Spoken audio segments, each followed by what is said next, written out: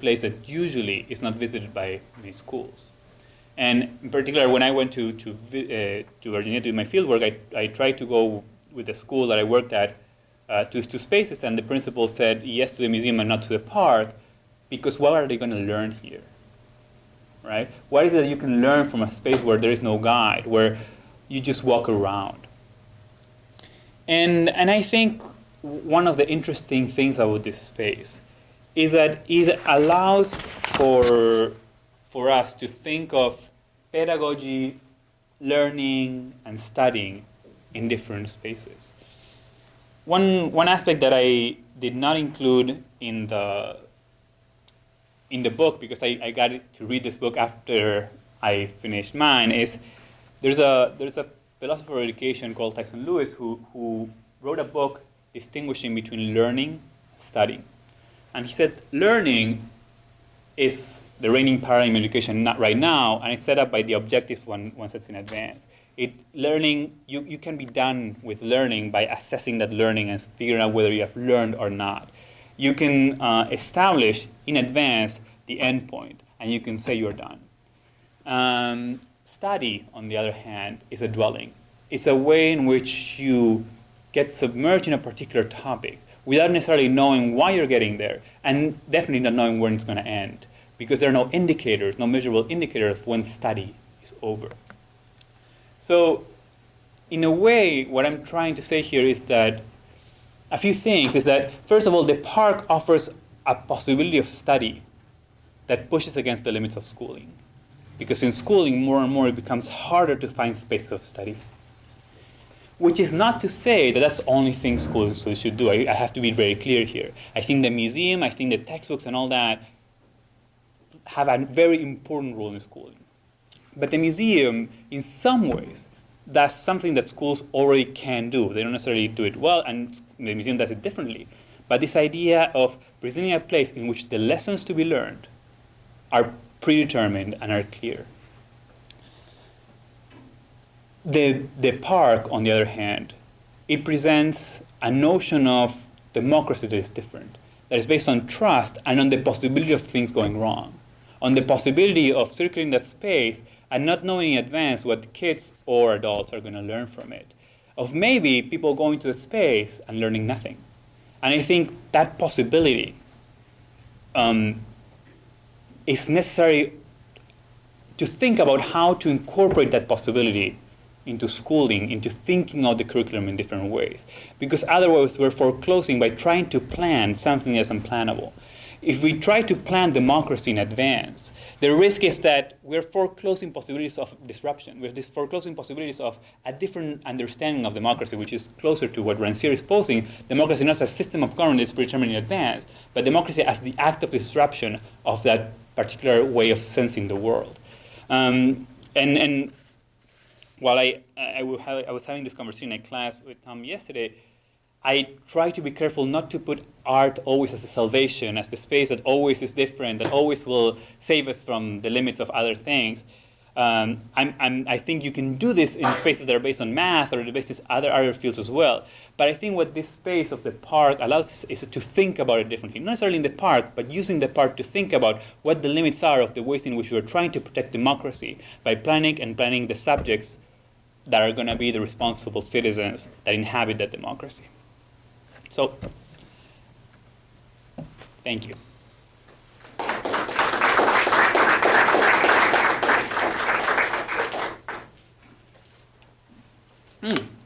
Yes. The Malvinas War, if I well remember, did have the support of the people. Yes. And then, was it also then in the end something that broke down the military? Well, the terrible failure of that war. I mean, what it showed was, first of all, it made very evident the control of the military over the media. Because while the media was claiming that Argentina was winning, people were being slaughtered. It was, many people read the Malvinas War itself as a last resource of the military to recapture the popular imaginary by creating a nationalistic sentiment against the British. But it was such a slaughter of the Argentine force, a ridiculous war in some ways, that the failure of the war. If the war had been won, which would have been ridiculous, but if the war had been won, maybe the dictatorship would have subsisted a few more years. But it's an if. I don't know.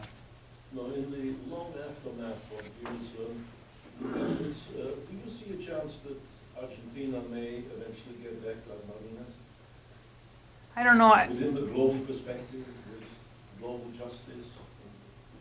I don't know. It's really not my topic, and I have particular feelings that are not very welcomed within Argentina. I do think that it's very paradoxical to speak about the self-determination of the people when we're talking about places like Bolivia and Ecuador and all that, but not necessarily asking the people that live in Malvinas what they want. It's a very complicated topic, and maybe we can have a conversation after this time, but it's a little bit outside this, and it's more about my amateur opinions on that. That I'm sure that here many people are much more experts on that war than I am. So you have lots of time afterwards. Yeah. Okay. Xenia. Well, yesterday was the anniversary of Yes. Dia de la Memoria, the anniversary of the beginning of the dictatorship. But what's interesting to me in Parque de la Memoria is the fact that the part that attracts most of the visitors is the one you didn't show, which is with photographs of the disappeared. And it's not a permanent, I mean, it's the exhibit that is organized by HIJOS and some of the human rights groups, but it's something that citizens learn from early on as representing the reaction to the dictatorship.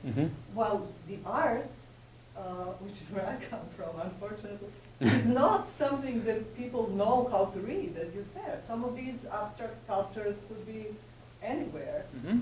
So how do you negotiate those two points through the studying and learning paradigm? So I think, first of all, it's very interesting. So how certain images, right? What the right kind of learning for dictatorship is, right? The right kind of learning is looking at silhouettes.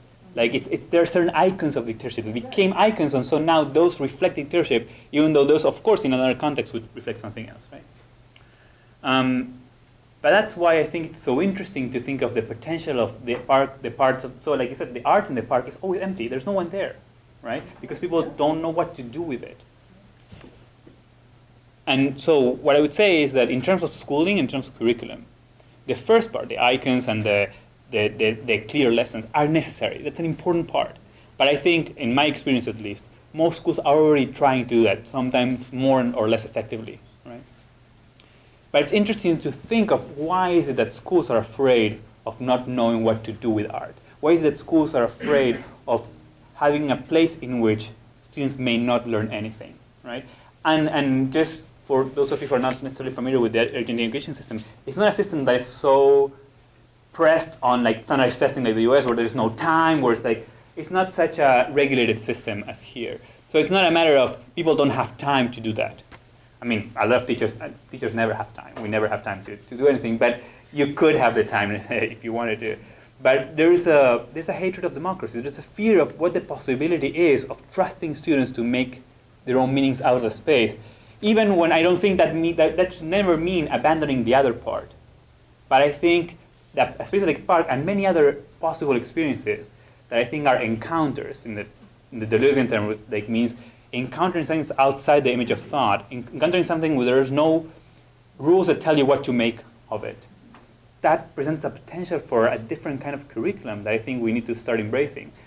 But the question is whether that would be a curriculum, because in a way a curriculum is a planning. So that's what the tension is. The curriculum is the planning of those experiences. So if this experience that by definition cannot be planned, then how do we make sense of them? Yeah, I mean, in that sense, it's interesting also that the movie that became iconic of the dictatorship and won Oscar is about the teacher. It's about the educational system. Right. Yeah. So how does what you talk about, what you study, fit with the rhetoric you often hear in the Argentinian youth that says this is the first time and the only time we can be Argentinos, we can build history and learn things as as ourselves, not how we relate to the states, how we relate to the West, and that previously our system has always been what sort of trickles down comes from up there. How does that fit? Can you say more about the question, because I'm not sure I fully understand it. So, often when you talk about Argentinian history and government, it's always very closely tied with the United States. No, I didn't say that. Well, not, but what's happening? Oh, you mean me? You mean in general?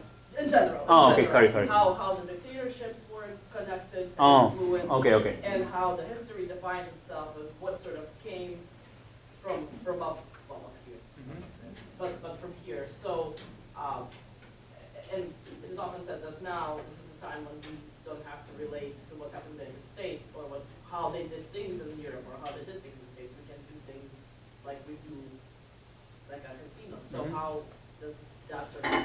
Yeah.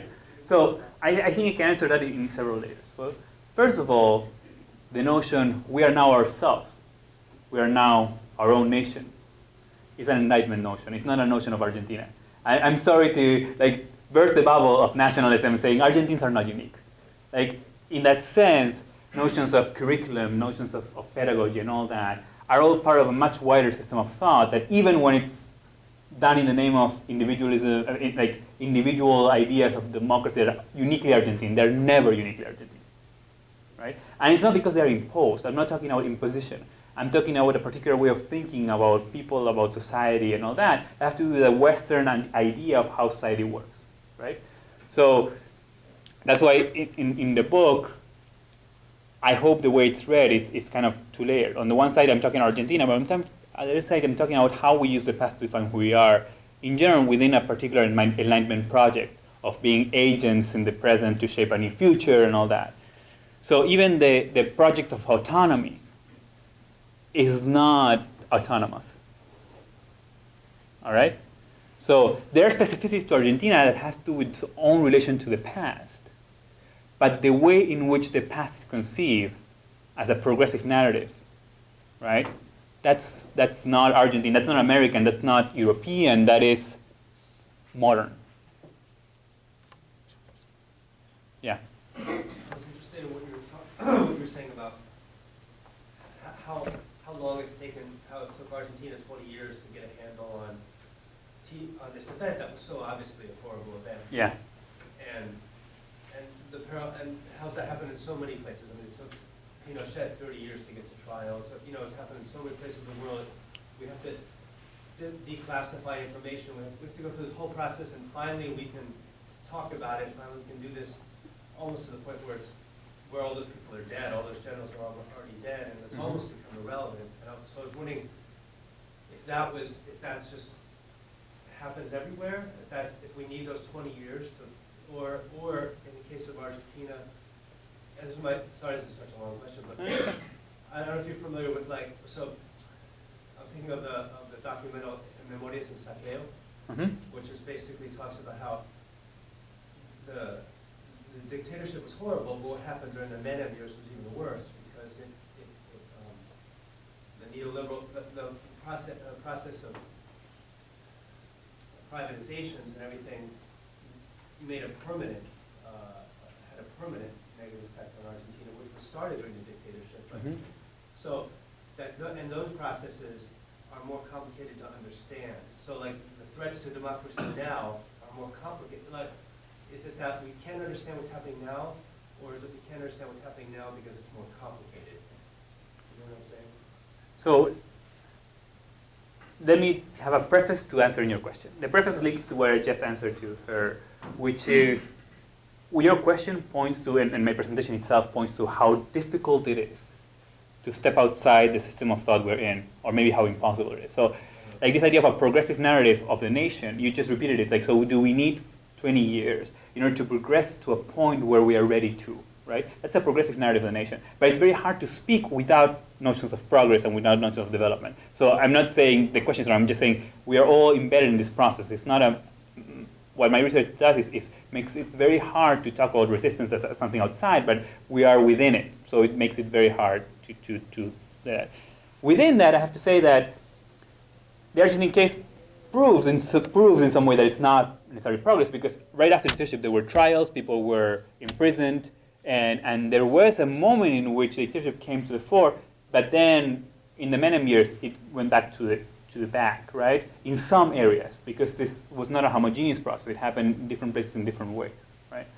So I don't know if I wouldn't be comfortable probably putting a normalizing process on, okay, do all societies in the world need 20 years to process this? Like, I don't think that kind of statement, because what that does is impose a particular framework on the events of the world as if they were all the same, and I don't think they are, right? There was a second part of your question, but I don't remember. Yeah, I mean, do you think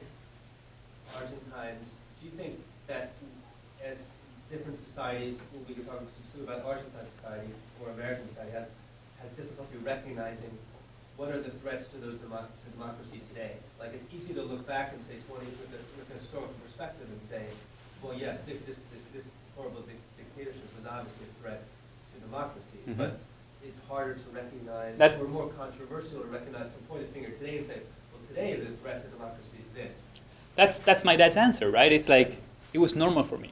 So that's the starting question of this. Like, what is the water we are swimming in, right? What is it that we are not able to see because it's what we consider normal, that we need to try to put an effort into stepping back and seeing, how is this? So another way of putting it is like, when I was here in Madison, there was a program, still exists, I think, where international students are invited to high schools to speak about their countries when teachers are talking about it. So one teacher invited me to talk about the Argentine dictatorship. So I went to high school, and then one of the things I asked them is, so do you think like something like clandestine concentration camp could ever happen in the US? And they said, no, of course not. We are different. And so I said, what about Guantanamo? What about the internment camps? So, but it's very hard for someone to see, so for a fish to see the water it's swimming in, right? But I don't think it's impossible. That's the work we need to do. That's the work of the intellectual, that's the work of the scholar, to make certain things visible that maybe are part of the common sense. Yeah. Interested in, there was two very different kinds of images that you were showing us. When you end on the wall with names on it, I don't know if it's consciously echoing the Vietnam Memorial, but Yeah. the memory by putting names on walls is such a particular trope that's gone international. And then you have, in large part, very abstract sculpture. Those two styles of making people think are also really different. And in some ways, the wall is likely to fit more into your concern about sort of the standardized ways of creating histories. These walls are very familiar. And it'd be interesting to think about how that space attempts perhaps to contain the polyphony of the art with a wall that says, here are the people to remember. And I don't know if you see the art working in different ways. Yeah, I think you're completely right. I think the memorial, and the specific memorial, which is the wall, it's called memorial, it is a different kind of space than the rest. But what's also interesting is this one here, which this used to be actually many of these. So they're part of a group called Grupo de Arte Callejero, a group of street art, who used to put these signs in the middle of the city, kind of disrupting the flow of the city by altering traditional traffic signs and the fonts and all that to signal certain things. So in the middle of the city, there would be a sign saying X concentration camp 5 kilometers in that direction, right? Or here lives a genocide, or do not turn to the left. It was like the not turn to the left as a symbol of the fight against the. But when this is kind of shifted to this park, where it's out of context and it's that as part of an exhibit, something changes, right? And so it's even, so there are many layers to this that I can, by the way, if anyone is interested in the book, email me, because the book is really expensive and I'm sending in the PDF. and there I go a little bit more into that. I'm sorry, she had a question and then, yeah. Yeah, I'm just curious, since you've been talking about how the past has been very significant in constructing the present citizen, I'm curious to know if you have looked at the indigenous past practices, how they have contributed, or are they relevant to contributing to the citizen? Right. Honestly, I haven't. I mean, in this particular study, what I did was look at mostly how the dictatorship appears in curriculum and in memorial spaces. So I really, that's not my area of expertise. I wish I knew more. Maybe in the future, if I plan it. Yeah. Yeah, I have a statement and a question. The statement is I actually have contributed a high school textbook and a history textbook. And that experience opened my eyes to the fact that there is a large variety of contexts in which you can actually produce this artifact. And you know, I read about what happens in Texas with school boards and how controlled some of the content of the textbooks is there. And because of that, and I happen to have had an experience with really opened my eyes in the sense that I was not controlled at all. I was never told what to do or say. Much of what I say in that textbook is really based on historiography. And so my question to you is, how much care did you put into examining the kind of the context or the processes of production of these textbooks? Were they really controlled by state? No, they were not. No. They were not. So, I mean, that's why, in a way, that's where the Foucauldian framework helps me, because I'm not looking at the authors. I'm not looking, I mean, for some kind of studies, it matters where there was oppression, where there was like control over the writing. What I'm trying to put, like, by reanalyzing the textbooks, that some of them come from very conservative publishers, some of them come from very progressive publishers, some of them come from very established scholars, and some of them come from more textbook writers that are not from the field of history or right? So, but the reason I'm not looking at who is the author is because what I'm carrying out in this particular project is in how does discourses become reasonable? How is it that when you look at all this as a group, you have this streamline of what it means to educate the responsible citizen. So how these things about what is possible or not to say, it's not because someone tells you you can't say that, but it's because that's outside the thinkable space of the production of a textbook. So that's why in this particular kind of study, it's not about who writes it, but it's about what is available to our thought, what is available to us as a particular way of thinking about a process, or in this case, a textbook.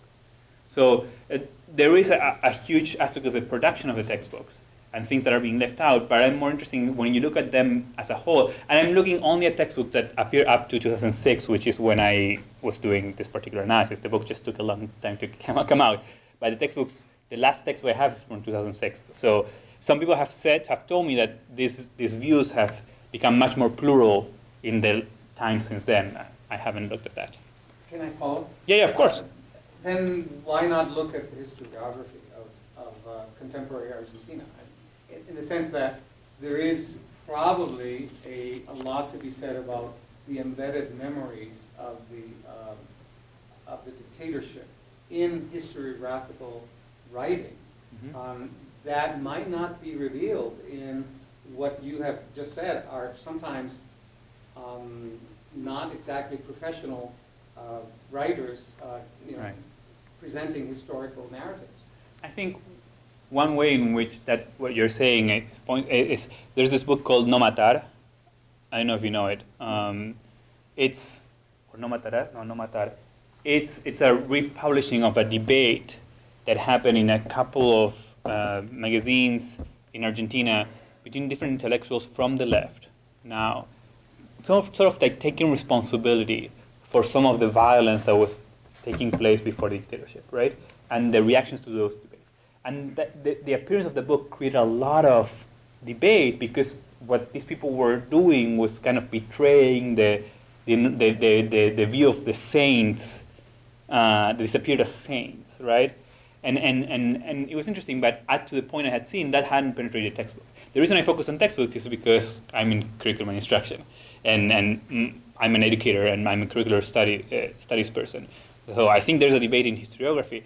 But again, then the question becomes, how is it that when we think about pedagogy, how is it when we translate this historical consciousness into a pedagogical device? There are certain things that are transformed into something else, right?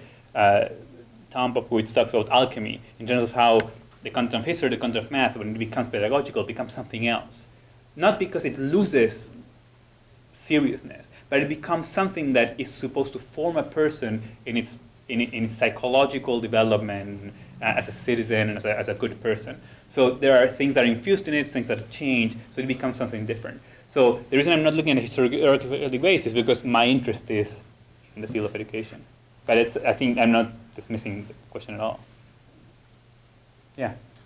Yeah, two quick questions. The first one, going back to something that Senya mentioned, what about this other type of art, like film or theater, or other possibilities of the internet? How is that incorporated into the curriculum or learning process? And another question, is it necessary to have like some kind of like an acknowledgement or recognition in order to move forward for healing of things? So in order to how our film, I looked somewhat at films and how those are included in the curriculum, and part of it came from Senya's course. It's interesting the kinds of films that make into curricula. The kinds of films that tend to make into curriculum are films that have clear lessons, that have clear good and bad guys, that have clear establishment of why is it that we should value the present, democracy, that, and how terrible that time was. Whereas films that are a bit more complicated in their views, like Los Rubios, are never part of the curriculum because, again, what are students going to make out of this? So the problem remains. I mean, even in its other forms, the issue with pedagogy is the need to establish goals or lessons in advance of the experience that students are going to go through, right? In order to protect the democratic essence. And your second question was about recognition.